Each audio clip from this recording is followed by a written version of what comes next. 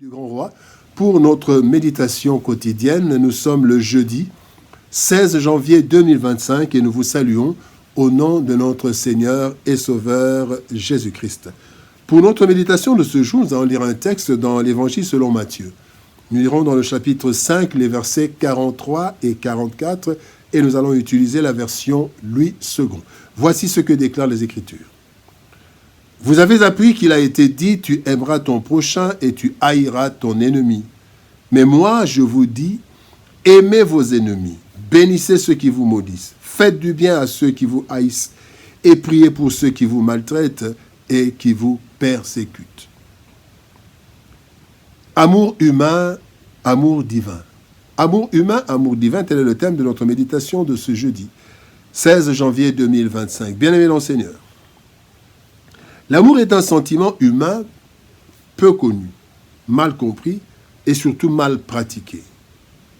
Ce sentiment, Dieu l'a placé en l'homme, selon son image, puisque lui-même Dieu est amour et tout ce qu'il fait a comme fondement l'amour. Mais voilà que le péché a corrompu tout l'homme. Et l'amour en a été réduit en un sentiment de recherche de satisfaction personnelle. Le texte de ce jour nous montre l'opposition ou le contraste entre l'amour humain corrompu et l'amour divin pur. C'est ainsi que Christ est venu remettre les choses en ordre, donnant le vrai contenu de l'amour qui, avant tout, est divin. Sachant que ce qui est humain n'est pas nécessairement conforme ou non conforme à la volonté de Dieu. Voici quelques leçons que nous tirons de notre texte du jour. Première leçon, amour humain. Luc 6, 32 nous dit « Si vous aimez ceux qui vous aiment, quel gré vous en sera-t-on? Les pécheurs aussi aiment ceux qui les aiment. » Tout être humain, bien-aimé, a un certain degré d'amour en lui, car créé à l'image de Dieu qui est amour. C'est le péché qui a corrompu l'amour, mais heureusement ne l'a pas anéanti. C'est ainsi que la Bible dit, même les pécheurs aiment, même les méchants aiment. En effet, même les personnes les plus méchantes ont de l'amour et l'expriment envers certaines personnes. Cependant, l'amour humain est conditionné par l'amour reçu. Donnant, donnant. Ainsi, l'amour humain s'exprime, envers des personnes qui nous font du bien. Cet amour humain s'exprime envers des proches que nous apprécions. Aussi, cela est conditionné, ou l'amour humain s'exprime envers les personnes de qui nous pouvons tirer un profit matériel ou sentimental. Cet amour, bien-aimé, est de Dieu, mais il est incomplet, endommagé, refroidi par le péché. Selon Christ, il n'y a pas de quoi se vanter d'un tel amour. Un amour qui fait du bien seulement à ceux qui nous font du bien. Matthieu chapitre 5, verset 46, il est dit, c'est Christ qui parle, « Si vous aimez ceux qui vous aiment, quelle récompense méritez-vous? » C'est naturel, c'est normal. Et il n'y a pas de récompense. Le deuxième point, parlons de l'amour divin. Matthieu 5, 45 nous dit « Afin que vous soyez fils de votre Père qui est dans les cieux, car il fait lever son soleil sur les méchants et sur les bons, et il fait pleuvoir sur les justes et sur les injustes. » Amour divin. L'amour divin va au-delà de l'amour humain. Il nous fait faire des choses qui nous dépassent. Cet amour divin est déversé dans le cœur des enfants de Dieu par le Saint-Esprit. Selon Romains, chapitre 5, verset 5, il est dit « L'amour de Dieu est répandu dans nos cœurs par le Saint-Esprit qui nous a été donné. » Alors, de ce fait, bien-aimés, si nous sommes réellement enfants de Dieu, nous devons d'abord être conscients de cet amour en nous. Deuxième chose, nous devons décider d'accepter cet amour. Aimez vos ennemis, dur à avaler, mais nous devons accepter. Et la troisième chose, nous devons nous efforcer à mettre en place, en pratique plutôt cet amour. Nous efforcer, ce n'est pas facile. Ce n'est pas comme un interrupteur. Nous devons aussi mettre en place un dispositif, en fait, pour pouvoir aimer au-delà. Donc, nous efforcer de mettre en pratique cet amour, bien-aimé. Cet amour est décrit, l'amour divin est décrit dans 1 Corinthiens, chapitre 13, versets 4 à 8. Un peu long, mais nous allons lire. En fait, l'amour divin est patient.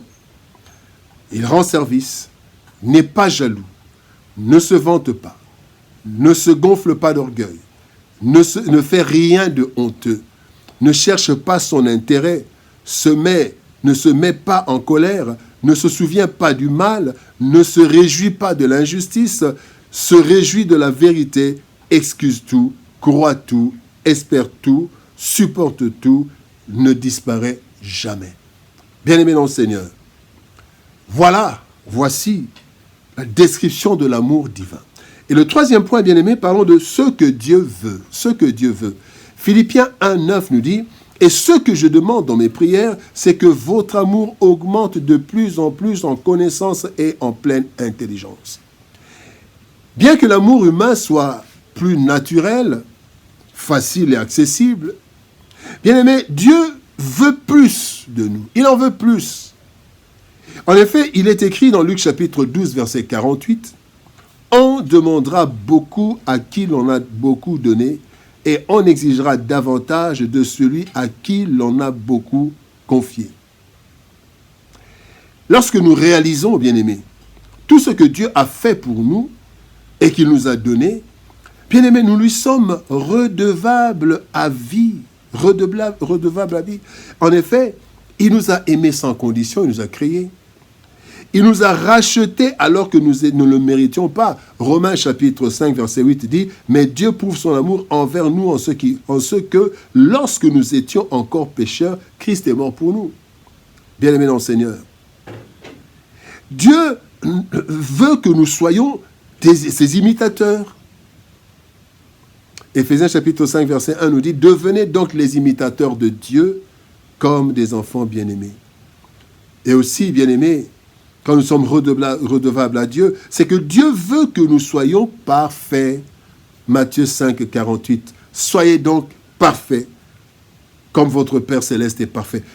Dieu attend de nous que nous l'aimions au-delà de l'amour naturel et exprimions l'amour divin. L'amour humain, bien-aimé, c'est bien.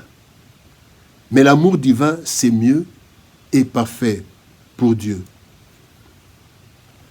En venant dans ce monde, nous avons connu l'amour humain, qui consiste, entre autres, à aimer ceux qui nous aiment et à haïr ceux qui nous haïssent.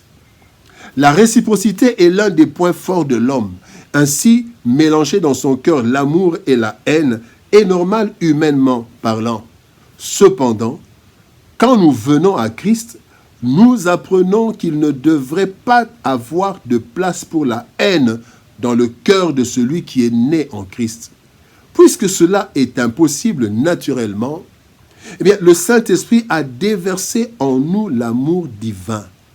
Ainsi, si nous sommes réellement chrétiens, nous avons en nous l'amour divin et ce que Dieu veut, c'est que nous l'activions afin d'aimer comme Dieu et non comme les hommes. Prions. Père de gloire, nous te bénissons et te rendons grâce pour ton amour et ta bonté. Merci Seigneur de gloire parce que tu nous appelles à aimer dans l'amour divin.